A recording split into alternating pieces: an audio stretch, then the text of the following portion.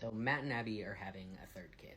And listen, I totally understand that content creators only put out a small fraction of their lives. We aren't seeing the day to day, and they're only showing us what they want to show us. But I just can't understand them choosing to put out the parts that they do.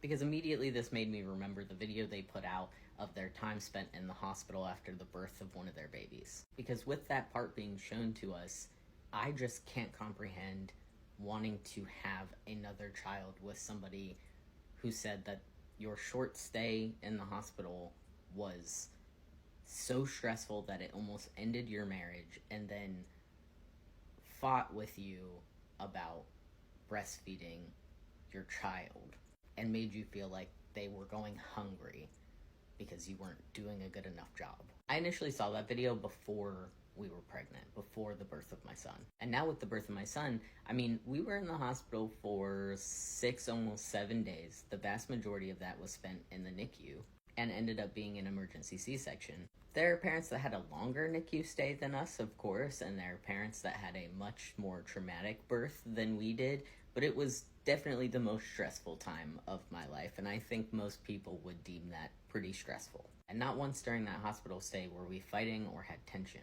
And because he was born early and had low blood sugar, that's why he ended up in the NICU, they tried to push us to do formula. But I knew that it was important to my wife to be able to breastfeed. And so you know what I did?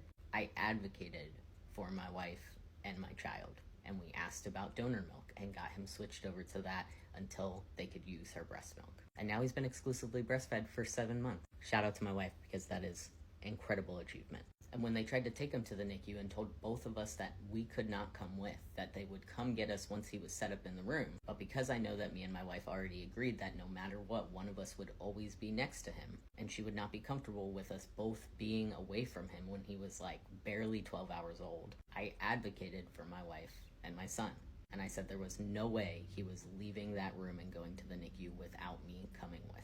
I just cannot imagine ever taking what is already a incredibly emotional and physically difficult situation and making it worse for my wife, who just went through having 7 layers of her skin cut open for our son to get here by like arguing with her and creating tension. That's crazy. I just do genuinely hope she has a better postpartum experience this time.